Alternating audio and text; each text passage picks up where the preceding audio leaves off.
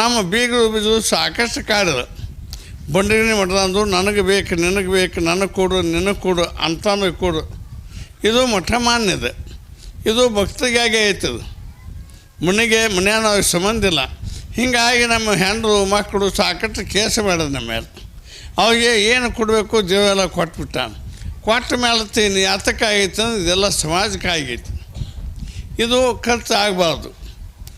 ಅದಕ್ಕಾಗಿ ನಾವು ಏನು ಮಾಡ್ಬೇಕಾಗಿತ್ತಂದ್ರೆ ಈ ಮಠಮಾನ್ಯಗಳನ್ನು ಯಾಕೆ ಬೆಳೆಸೋದಂದ್ರೆ ಇದು ಗುಪ್ತ ಅನುಭವ ತಿಳಿಸೋ ಹಾಗೆ, ಎಲ್ಲರೂ ನಿಜವಾದ ಆನಂದ ಹೊಂದಿಸೋ ಹಾಗೆ.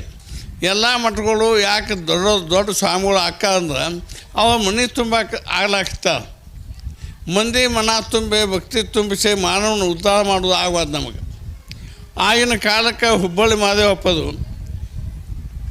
ತಂಗಳ ತಾವು ತುಕಡಿ ತಿಂದ, ತಾಮ ಗುಡ್ಡ ಬಿದ್ದ, ತಾಮ ಕಷ್ಟಪಟ್ಟು ದಾಸೋಹ ಮಾಡ್ಯಾರ ಹುಬ್ಬಳ್ಳಿ ಮಹದೇವಪ್ಪದು.